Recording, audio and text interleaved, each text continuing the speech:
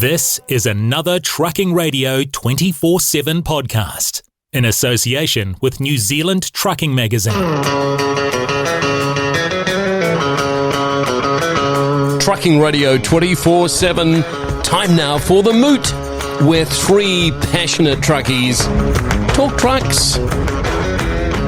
Well, here we are back for our monthly ramble on the Keep On Moving podcast / Trucking Radio 24/7, however you're listening to it, however you want to tune in. And I've got the good editor of New Zealand Trucking Magazine with me in the office in Thames. I'm Dave McCoid, editorial director. I suppose I better tell you that. You'll all know that, I would imagine, just that melodious droning voice that you're also used to by now. But it's a special edition of the by because... Oh, say, can you see by the silly light? What's so blah, blah, blah, blah, blah. Because Captain K is in the US of A, and he's very excited. Captain K, you're coming in live from... loud and clear. Receiving over. Can you recite the US national anthem for us quickly, Captain K? In Mexican, yes. Have you met Donald? Duck. Yeah, no, we didn't get that. We haven't been to Anaheim yet. No. Have you met Joe? Have you met Joe? Yeah, I don't think he meets himself every day. I believe. I think so. That's right. Yeah. He meets. Have you met any aliens? Any aliens? Again, only Mexicans. Just illegal ones. Yeah. I saw a bumper sticker the other day. It said, there was a picture of an alien, and it was this little speech bubble out of his scone saying, "I don't believe in humans." Yeah. That was pretty good. What about Elon? Have you met Elon? No. Well, I tell you what, we've come to the conclusion that he's shipping all his cars overseas because none of them exist on the roads over here in the US of A. Is that right? Right. We saw one tonight, but I expected to be driving down the road and a sea or a plethora of Teslas, sort of zooming and zipping around us and that. And no, I must admit, I'm quite surprised. I think they all reside in Ponsonby in Auckland. That is interesting. So you'd have more chance of seeing a fuel cell Kenworth at Long Beach in California or a electric Cascadia in Portland, Oregon. Yeah, well, the first, fair to say the first EVs we saw were actually when we were up the Snoqualmie Pass, I-90 out from Seattle, heading east, and we're up there, sort of photos and videos and so on. And the next thing we heard is sort of a bit of a whirring sort of a sound coming down the blooming off ramp of the interchange that we were sort of perched upon, and there was a couple of EV Kenworths that were out doing a bit of a just tracked unit only. They'd obviously come out of the Renton plant doing a bit of a road test and that, and they were the first EVs that I saw. So how about that? That was a bit of a listen to him name dropping the road network like it's the TO Curris. We're just out on the old Fuzzwangler Paris on I-90 there, out where Bob and Betty Lou live. Well, actually, that's where we met Randy Roth from Minnesota. What a man. Randy, if you're listening to this, mate, I hope our paths cross again, man. You're a legend, an absolute legend. So what's old Randy Ross? What's his claim to fame? Why is he a legend? Please clarify that. He's gets around in a Peterbilt 389 that's glider kit. One of the last ones that ever hit the road, apparently, so it's running, C15 6NZ, it's just one of those. He's just one of those guys that has been there, done it, and done everything, but in the nicest possible way. He's just genuine, but so inquisitive about New Zealand as well. But one of those guys that just, he was. Just legendary, just every story and the way they were regaled. Some of them I can't probably repeat on here, but I've got quite a few written down that we will actually, I vowed and declared that I'd do a JTA for him, and got his photograph and everything like that. So Awesome. we'll put that will be for a future edition of JTA and an upcoming issue, I would say. So watch out for that. If you see the Randy Roth JTA, you want to read it. So was he low riding in his big 389? Yeah. Well, actually, he had a good moose bar, I suppose you'd call it over here. And only 2 weeks earlier, it had saved him from probably about $30,000 worth of damage when he hit one square on right in the centre of it. And So, no, he's started out at 16 years of age in a K model Kenworth with his dad. His dad was driving, full-time driver, and so over the road, line haul if you want to call it. It's over the road over here they call it. But the bottom line is that he at 16 years of age was behind the wheel while his dad was in the sleeper in the bunk having a snooze. I was just going to say, he was 16 years old. He wasn't riding with his dad. He was gear jamming, mate. But I've got a photograph of his first truck that it was a K model as well for the same company, and you just look at it and you just go, holy smoke, man! Just a real cool era of trucking, that we all looked at from afar, through Overdrive magazine and moving on and Smoking the Bandit and that. And you just real cool. Yeah. I love it when you're over there talking to the crew over there, like you're cruising around like you are, meeting them at truck stops and things like that, and you ask them about like where they cover, where they. Like I remember meeting Fred McDaniels in Utah, and while he was cleaning his truck, and you say to them, where do you go? Where do you go? That sort of thing, and they just go lower 48. Yeah, that's awesome, eh? Doesn't work in New Zealand, eh? Because we got north and south. I was where do you go? Yeah. The lower one. The lower one. The lower half. Yeah. No, well, the thing is, on that note, we there was another chap today, K100, 95 K100 with a Series 60 in it, 2.2 million miles on the clock, and again, he goes everywhere in that. He's been all 48 in that thing, and it was not a pretty truck at all. It was just a real animal that. What is animal? That in the nicest possible way. It was just a truck that was just doing its job. It was just. It's not derogatory or anything like that. It's not like a pig. It was absolutely just a work truck, but well maintained. He said, I got 3 of them, and he said, I've got no note on this. He says every month's a winner. He said if there's, I can afford to bounce here and there to pick up the best loads. He says I don't have to have a high-paying load or wait for a high-paying load, to be able to go to the next destination and so forth. If it's slightly lower paying to get across to a juicy one, he says, well, even if I've got a sort of run empty, he said it doesn't matter, because the truck's paid for, man. He said I haven't got the big note over my head every month, and and that's the thing that, as I said just before, there's a lot of really nicely restored. Pete's, K-Dubs, and all that sort of thing that you look at them and you say, crikey, that's 30-odd years old. It is, sort of early 379s and that sort of carry on. And, so that's, something that, I don't know whether you guys have noticed it, but there is a lot of trucks that seem to change hands quite early in New Zealand, in my eyes. I look at them and I think, I just think, why you bought that thing, you probably only just paid it off. You just got to the point where, shit, you're going to make some real money out of this thing now because you've just got maintenance and your running costs, and then you go and sell it and you go grab a new one. On to the next one. It's like, I don't know. I think there's something to be said for, there's, longevity. That, a lot of the trucks now, certain trucks we know, they are a 8, sort of 7 or 8 year or a 4 year. They're built for that, and some of the jobs that they get tasked with denote that as well. But the thing is that these guys over here, some of these trucks, 30, 40 years old, and they're out there and they're still going for it, man, hard out, day in, day out. So that's I mean, two comments on that monologue that you've just given us.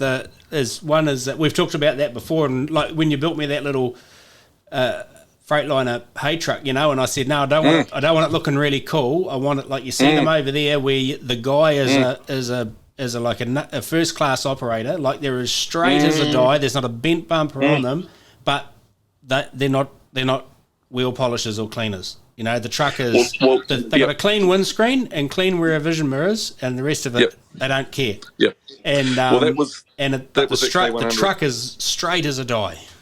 Yeah.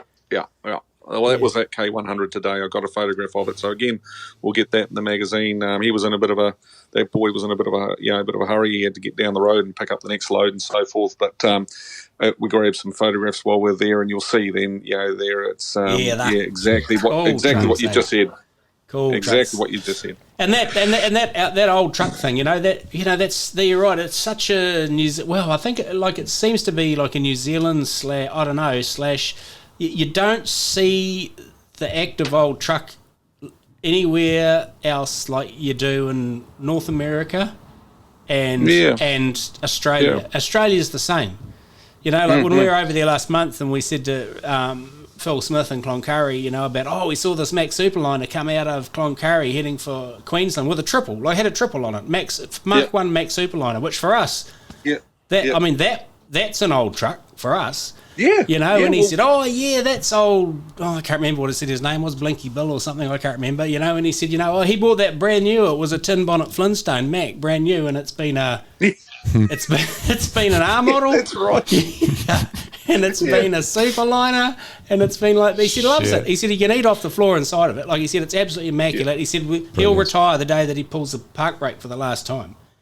Yeah. It's just, you don't see the cool old truck thing anywhere else like you do in North America and Australia. Yeah, I mean, the thing is, like you're just saying, I mean, we've, when you talk like Flintstone Max and that sort of thing, I mean, far out, those were on the front cover of Truck and Life when I was like 8-9 years of age, sort of thing. So we're, you're heading for blooming 5 decades ago, and it just, and there it is, still there going for it. And you just think how much that truck has made some serious coin for them. And I mean, having the latest and greatest, it costs serious money. And the thing is that there's a lot to be said for having, something really cool, but something that's paid off. And particularly in this day and age, in this financial climate, I think having something that's in the yard that doesn't have a note over its head, I think there's some real merit in it. And that's, as I said, it's been prolific. It's not just one or two. You see it everywhere. There is a heap of old, really cool old school stuff getting round. Again, Van Dykes today, their fleet, you start talking to them about, some of the trucks in there and the mileages on them, and you're just like, wow, and they've got the workshop there, and they go in there and they'll pull them down and put them back together again, and off they go again. And actually pretty cool. They've, as you know, we're very fortunate. We've managed to get into the Denton Peterbilt factory in a week or so's time, thereabouts, with Mr. Tanner. But Brad Van Dyke today, while we were chatting to him, told him what was going on and that we were heading in that direction. He says, "Oh, mate," he says, "you might see our very last 389 getting built down there." He said, "It'll be about that timing." He says, "Keep an eye out for a green truck going down the line." So, Tell me that you said, "Yes, no trouble, I'll wait and deliver it." I wish. Oh, mate. Righto. On the spot, coolest truck of the week and a half so far, with a week and a half to go. Coolest truck of the first week and a half in 5 seconds of thought time or less. 5 seconds. It's a W900 that was parked at GC's truck stop in Washington State there. Black, 63-inch flat top sleeper, stretched out frame rails, red chassis, black. It had Peterbilt 359 air intakes on it. And it was just little things like that the guy, he had a real eye for detail. I went all over it, and I was just, absolutely gobsmacked. Flat decking, load of steel on its back, and just, that one just stands out for me. I mean, you see standout trucks left, right and centre, but it was just having the opportunity to look over that one, pretty damn cool. We got some great photos of it, so somehow we'll, I think what we'll do is, maybe we'll pop a image or two up of that one on Facebook or something, eh? Yeah, Let sure. the punters have a look at it. Yeah. So my question, similar but different, is what's the most interesting truck or big rig that you've seen over there? And second to that, which one that you've seen in your week and a bit so far would you bring home with you if you could? Oh, most interesting. It's actually, we just saw it Sunday. We popped in, as you know, the main reason we're here is to catch the Brooks Classic Truck Show, which is the Pacific Northwest Truck Museum. Brooks is just out of Salem in Oregon here. Anyway, in their collection, in their keep, they have a Murty. Now, the Murty was built locally by two brothers, the Murty brothers. I was just going to say, Bob and Bill Murty. The Murtys. Yeah. Mate, but no, they really, oddball story, but really intriguing story. They were really just. You nearly call them introverts. They were very, very recluse, kept to themselves. They never married. They lived together in the family home for their entire lives. They had an engineering workshop where they hand built. I think if I remember right, I'll get the number right to this when we go back there this weekend. But I think they built 14 of these things.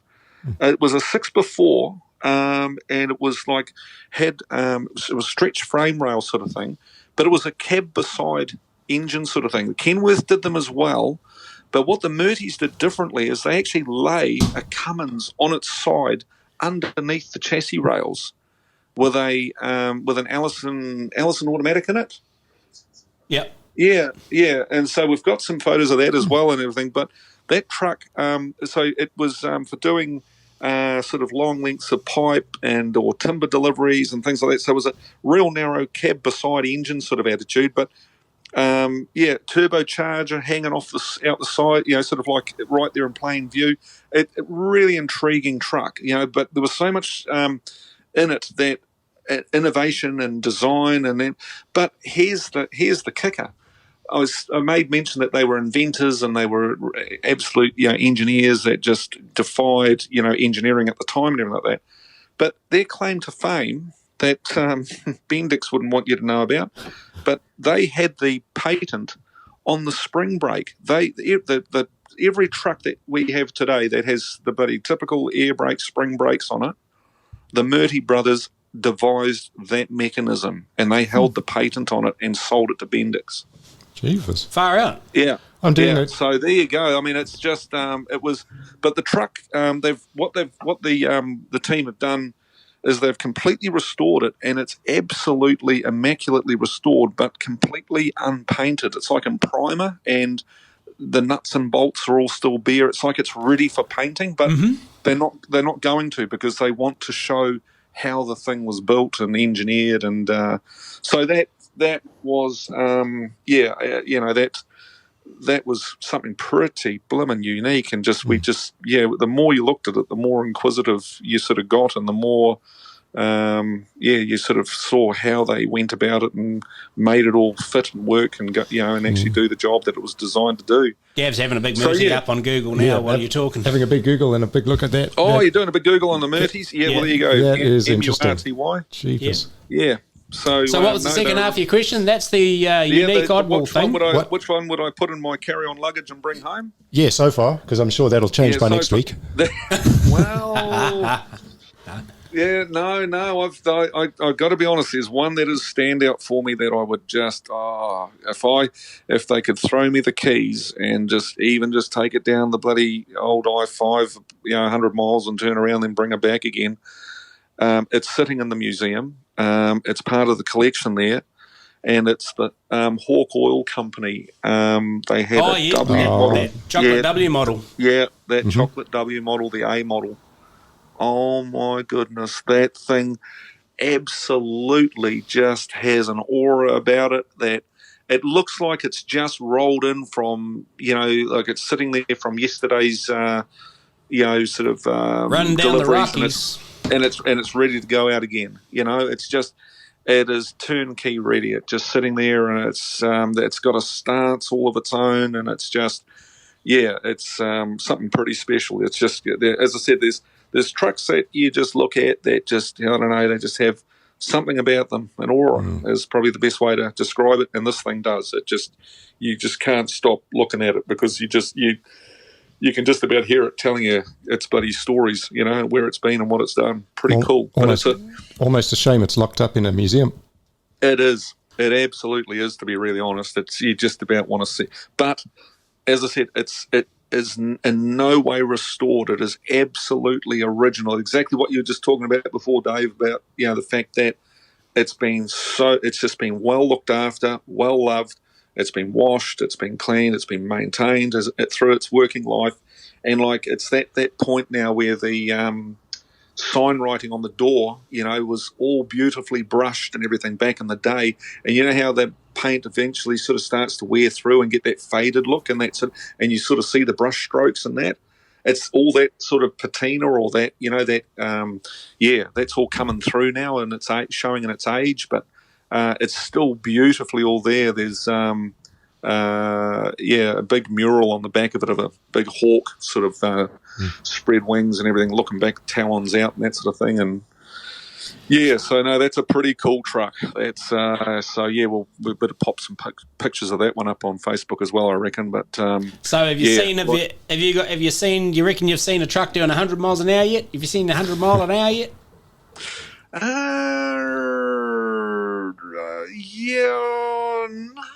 Not. There's been a couple of too densely. When you get down south into Texas, you'll probably. Yeah, well, that's where I reckon we'll start seeing that sort of carry on. But the bottom line is that the past week we probably timed it a little bit. We should have probably had a look at the calendar a little bit more because we caught the tail end of their summer break, their summer holidays. Right. And up Snoqualmie we passed, that was just chocker full of bloomin' just RVs and camper vans and bloomin', you got no idea. Everyone's got a fifth wheeler over here with a bloody big 3-axle. They sure do.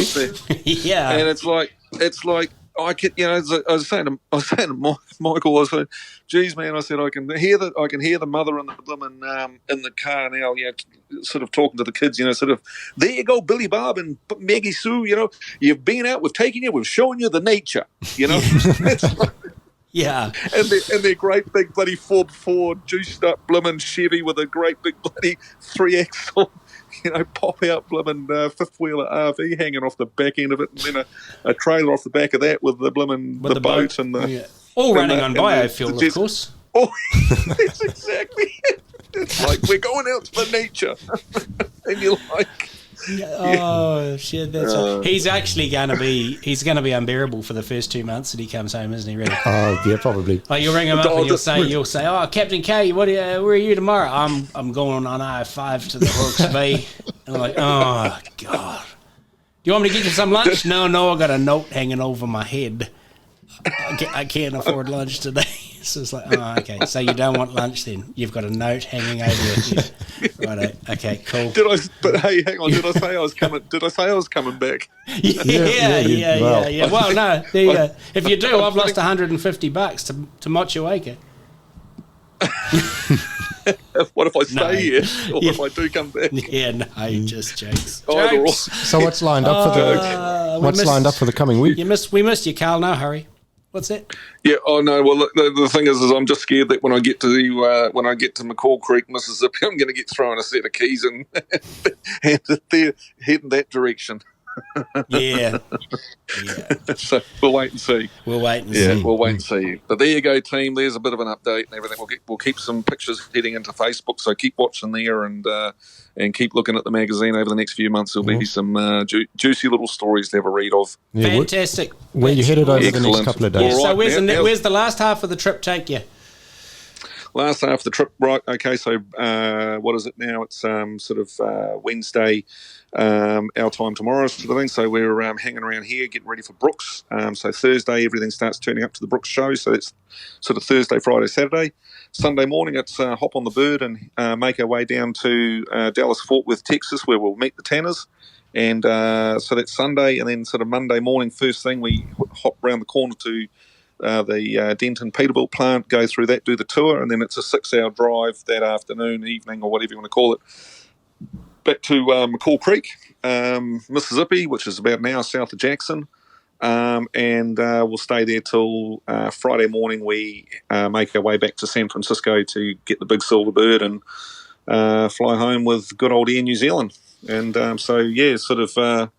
we'll be back Sunday the 3rd, I think it is. So Monday the 4th, it's back into it. So a 6-hour drive to McCoid Creek, so you're probably going to cover the distance of about Auckland to bloody Christchurch in that 6 hours, doing 140 kilometres an hour or something. Yeah. It is. It's a fair old hike. It's about Auckland to probably not Christchurch, but So it is a bit of a haul. It's I'll work out the mileage and I'll let you guys know. But looking forward to that though. I just having some good time with brother Tanners. Cool. And go see what they've been up to down there and have a look at the shiny fleet of Peterbilts there. Winging our way back across the Pacific towards God's Own, I was in Australia, and the Stevensons Transport Pro Star. That was all you guys, wasn't it? You were just let loose to go feral. Yeah, cover the story of our August issue. Yeah. And another one where sort of you're dealing with family business, generations old, deep in the heart of rural Hawke's Bay. And with a history of international trucks, and it all sort of came together for the perfect story to introduce the new model. That's it. That's exactly it. And I mean, the history of the international mark and in the family business there is significant. So seeing the 9870s and now the RH going into the fleet is pretty cool. It really is. And talking to Todd, they're very pleased with how they're performing, and that RH, certainly is in the right hands to get the right amount of productivity out of it as well. With Nunga, I mean, great man, great guy. It was a real treat sitting in the cab with him and just watching him do his job the way he does it. Just cool, calm, collected, and just getting through it and just keeping that thing working, and it's just relaxed. It's a relaxed attitude. He makes it look easy, doesn't he? Oh, does he ever? It's just that the truck. I don't think it doesn't know what the meaning of sweat is. It never gets a sweater. It's never got the boot right up it. Yeah. And it's that old thing of the drop sider and people looking at a truck goes past, and it's a drop side rural truck. And it's just another truck, blah, blah, blah. But anyone that's into trucking knows trucking, particularly New Zealand trucking, is every time the skill set required to get the most out of a rural drop-sider is just, it would go toe-to-toe with any trade, you're a long way up the qualification tree before you would have amassed the breadth and depth of skill sets that a good drop-sider driver can actually deploy on any day. That's Nunga's bent. That's what he's into. He loves his drop siders. He's been on everything, but and when you see him work, it's exactly as Dave describes, really. Yeah, that's exactly it. Yeah, I mean, he's the only guy I've ever seen, guiding the precision placement of the aggregate into the bins. Every bucket full goes in there and it's placed. But it doesn't hinder performance or loading times or anything like that. It just means that the truck goes down the road well balanced and with the load sitting exactly where it needs to sit for the best handling and just wear and tear on the vehicle rather than just dumping it in there. It's beautifully placed, and I mean, it's just those little, it's just finesse. It's yeah. And did the family talk about at the time of the cyclone, and because the yard got pretty savagely hit, didn't it? Yeah. Did it? What? Yeah, you still see it all over the Hawke's Bay as you drive through rural Hawke's Bay, and washed away bridges, and I mean we've seen the Esk Valley and that, but it's, you still see it everywhere. And when we were there, they had only just got the final sort of recovery, I guess you could say, in the yard. Their fuel bowsers were back up and operational. Yeah, that's it. They had temporary ones there for that was but the they did. They just managed to get everything. A few trailers went swimming. They couldn't get those out, but all the trucks ended up getting out. But talking to Todd, it was hair-raising. You'll read it in the story. There's quite a bit of detail there on it as to exactly what happened. But the water was quite weird. He said there was places in the yard where it was actually bubbling up out of the ground. He said you've seen nothing like it, and then suddenly, the fence was giving way in the water, and there was this initial. It was like coming up over the ground like the bubbling crude. So it's they were very fortunate, very, very fortunate that they were, it just happened that Bruce was there. They'd all left for the day because they'd already sort of said, right, we'll work from home on our cell phones, we've been told to stay home, blah, blah, blah, blah, blah, shut everything up. And Bruce happened to just hang back, and he went out to the yard for whatever reason, and he saw this phenomenon starting to happen. And he went back into the office, and there was no one there. And he rang Todd. Todd had just got home. He said, "Where the heck is everyone? What's going on? Where is everyone? The bloody yard's is flooding. It's flooding, sort of thing." And he said, and Todd even sort of thought, "Oh, crikey, what's he going on about?" sort of thing. And he's, "I'm on my way." Came down and with his son, and drove around to where Bruce was, and they looked in the yard. And, oh shit! Raced inside, grabbed the big bloody bunch of keys and everything like that, and. So Todd was bringing them up to the he started moving them to the driveway, and the son was taking them up onto the roadside and parking them up and coming back and getting the next one, and they did like a conveyor belt to get them all out. And Nunga actually had the keys at home for the RH. So the RH is actually lucky it's still here. It's up in a hurry. Scary, eh? Yeah. It's really interesting because a really interesting side story to it that I wasn't obviously there or involved with that one this time with the Stevensons, but as a real interesting cameo story to what you've just talked about was someone who I know who ran into, and I won't mention trucks or names or anything, but they ran into a Stevensons driver fueling up after the cyclone. Mm-hmm. And they said, "Oh, you must have been, clobbered pretty bad, at the thing." And he said, and this was really cool, that guy said, "Yep, we were, but you saw," he said it was actually, there was nothing good about it, but he said, in the days following, you saw the family that stood that business up. He said, because when most people would look at it and go, "Holy shit, what are we going to do now?" He said they just turned into commanders of the army. They just said, "Right, you do this, you do that, get that trailer in there, get the wheels off that, you get some metal, you grade that, push all that shit over to the corner." They were absolutely focused on getting everything operating again and creating normality for the staff as quick as they could. And he said that had a huge impact on the staff to see something back to almost normal as quick as they did. So it's real. Multi-generational family stand a business up. Like what was in the genes is still there, Yeah. And taking that just one step further, just quickly, and this is where they need a pat on the back, and they won't take the pat on the back. They'll just say, "Hey, it's what you got to do." But the way they supported the community around them as well, and the fact that they worked with, Ministry of the old.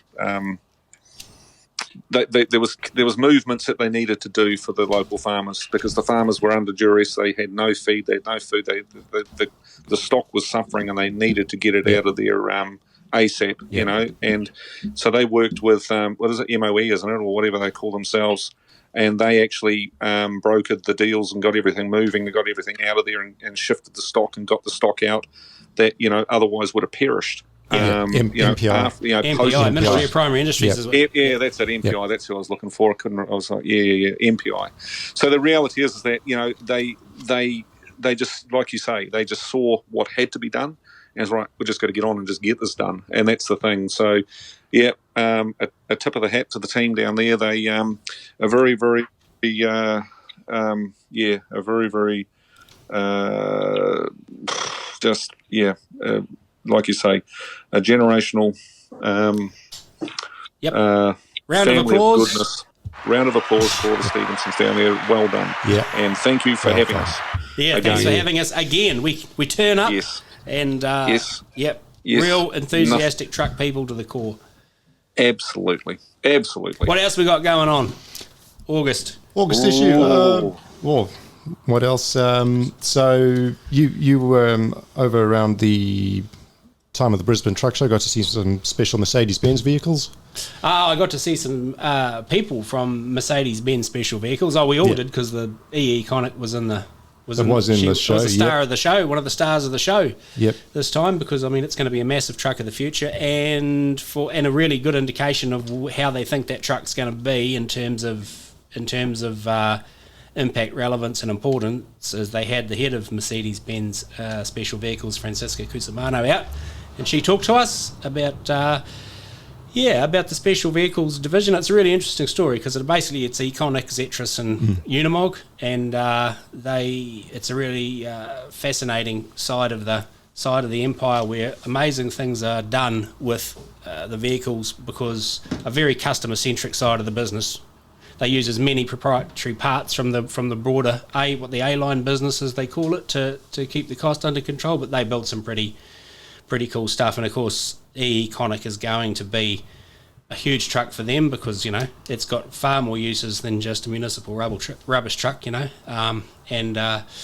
the low-hanging fruit and carbon reduction is in and around the areas of the major metropolises. So the quicker you can, and they're ideally suited. A real cool thing that did come out of it, because I asked the question at the press conference, is about because you think about an EV truck.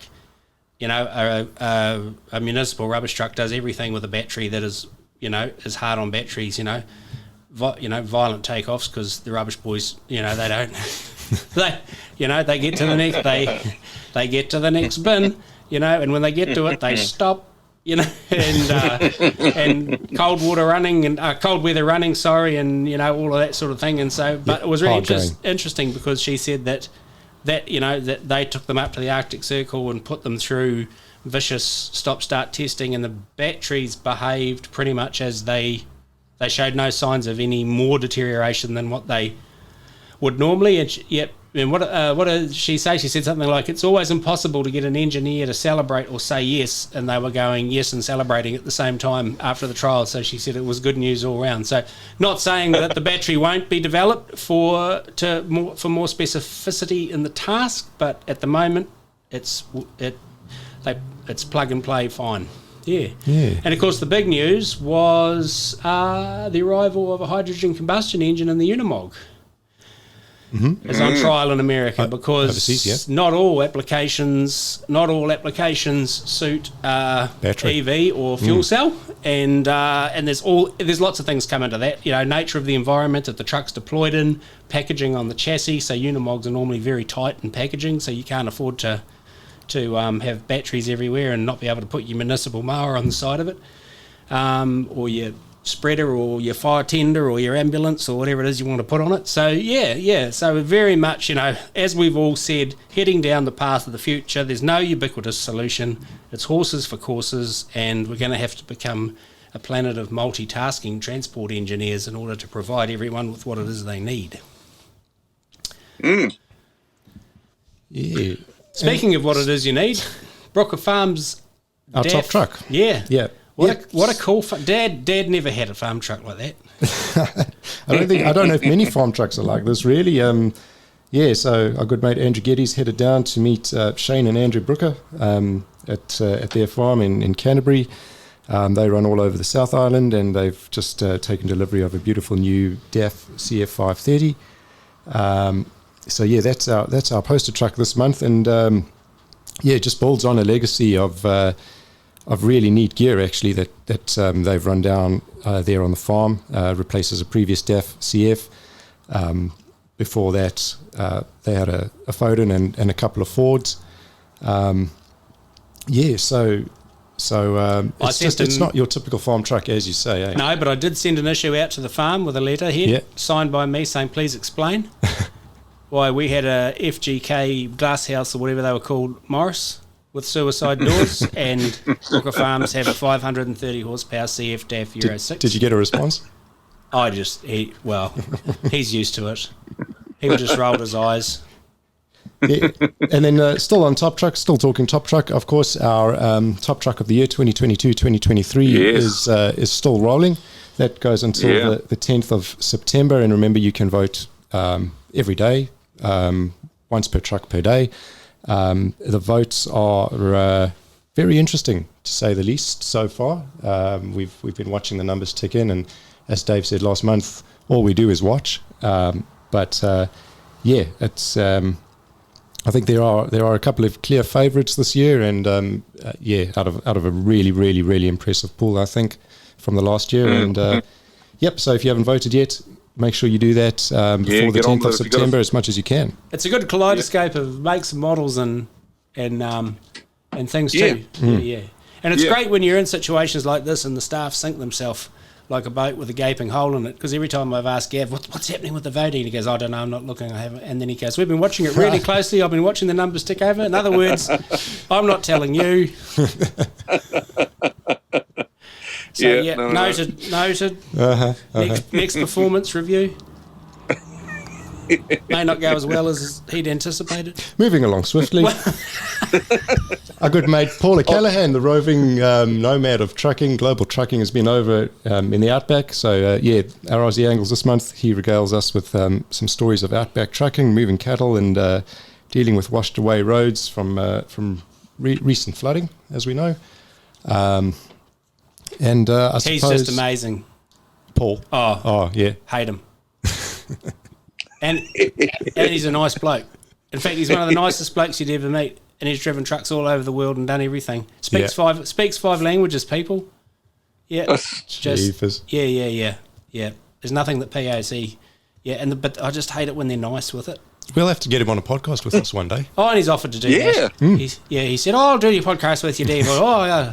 Full of fiddly-dee potatoes. I'm like, you'd probably be good at it as well.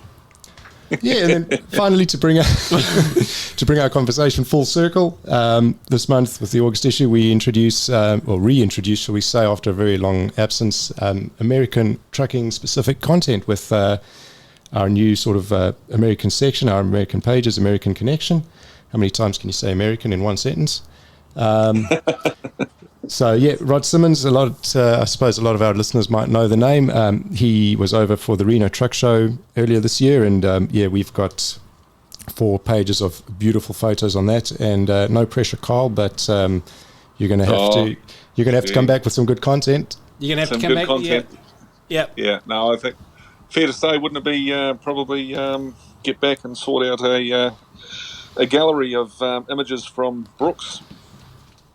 Yeah, absolutely. Mm-hmm. Yeah. Oh, well, Brooks. Because if you come back and don't do a Brooks article, then yeah. Yeah. Well, it's but we have the master photographer here to to make sure that we do come back with the correct images. Yeah. Yes. Don't we just? Yes. Absolutely. We've been. I've been. I'll be looking at that byline pretty closely, Kirkbeck, don't you? Make sure. No, there'll be photos and images by Sir Michael Beasley. Can I just tell my favourite Paul O'Callaghan story before we move on? Please do. Is it the one I think it is? The Spanish restaurant. Oh no, I haven't heard this one. Okay, I just love the Outback road train changing direction story. Oh as well. yeah, no. This is 2017 Brisbane Truck Show. This is how you sum up Paul O'Callaghan, captain do anything, just driven trucks all over the world, can drive either side of the road, can tow whatever, loveliest guy in the world with it. Just drives me mad. And anyway, so we're at a Brisbane Truck Show 2017. We go to a Spanish restaurant to have tea together, right? And it's a proper Spanish restaurant with Spanish people, right? And the waitress comes up and she's proper Spanish, you know, and she looks at me and asks what I want to order, and I'm like, Elio Paella Saucio Tomatio, and she rolls her eyes and then she looked, and I was a bit red faced. I thought that didn't go very well. She turned to O'Callaghan and looks at him, and she goes, and he went like that, and I'm like, look at him, and she goes, oh, and she writes it all down, and she goes away, and I'm like, you absolute bastard. I said, how many languages do you talk? About 5, Dave, about 5. And I'm like, oh, God. And then she brought the meals out. She put his in front of him, put a napkin on his lap, polished his knife and fork, then looked over at me, spat in my paella, and like, oh, yeah. Oh, that's gold. Oh, anyway. That's gold. Right, where are we going from here?